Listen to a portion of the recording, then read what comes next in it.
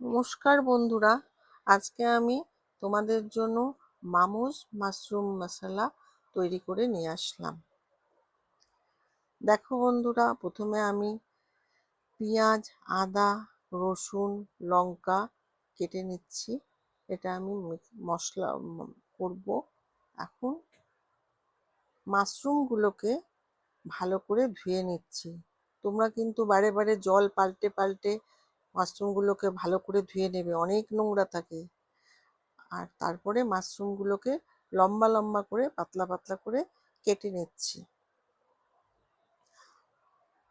আর এই মাশরুমগুলোকে তোমার ভালো করে কাটার পরেও আবার ভালো করে ধুয়ে নেবে, না হলে বালি বালি থাকে মুখের মধ্যে, কচকচ করবে।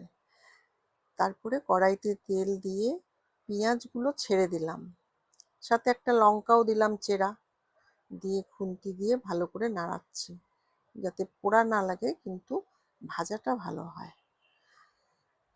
তারপরে আবার খুন্তি দিয়ে আরেকবার নাড়িয়ে দিলাম, নাড়িয়ে দিয়ে পেঁয়াজটাকে ভালো ভাজা হয়েছে নাকি একটু খেয়াল করলাম, খেয়াল করে নিয়ে তারপরে আমি কাটা মাশরুমগুলোকে ছেড়ে দিলাম, দিয়ে পেঁয়াজগুলোর সাথে ভালো করে নাড়াচাড়া করে বারবার করে করবো আমি এখন, কারণ এটাকে ভালো করে ভাজা ভাজা করতে হবে মাশরুমগুলোকে।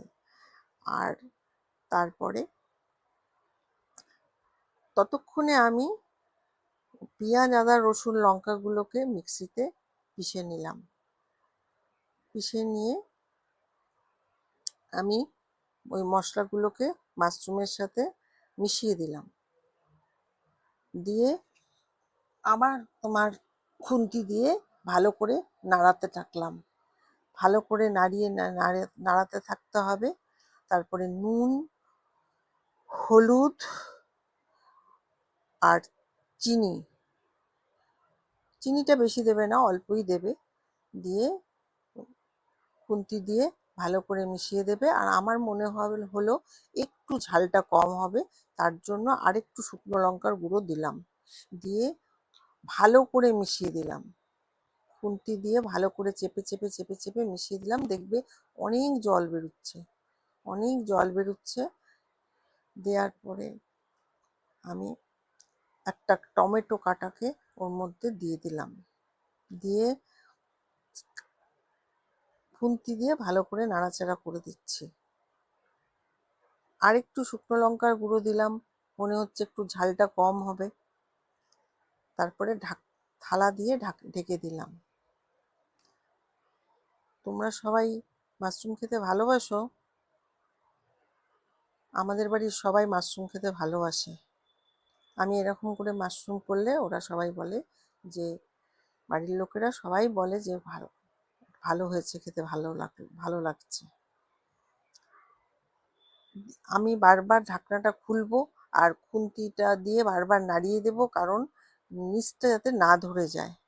আস্তে আস্তে জলটা শুকাতে আরম্ভ করেছে, দেখো ভালো করে আরো শুকাবে, আর একটু শুকাবে। শুকানোর মনে হচ্ছে যেন শুকিয়ে গেছে। এবার আমি ধনেপাতা কুচি আর লঙ্কা চেরা মাশরুমের সাথে ভালো করে মিশিয়ে দেব, দিয়ে আরেকটু শুকনো করে নেব। শুকনো করে নিয়ে খুন্তি দিয়ে আরেকটু নাড়িয়ে চাড়িয়ে নেব, নিয়ে এবার মাশরুম রেডি। এবার আমরা প্লেটে বাটিতে ঢেলে নিচ্ছি। ঢেলে নিয়ে দেখো বন্ধুরা, কত সুন্দর দেখতে হয়েছে। রুটির সাথেও খেতে পারো, ভাতের সাথেও খেতে পারো, যা খুশি। তোমরা একদিন ট্রাই করে দেখো, যদি ভালো লাগে তাহলে একটা লাইক, সাবস্ক্রাইব আর কমেন্ট করতে ভুলো না।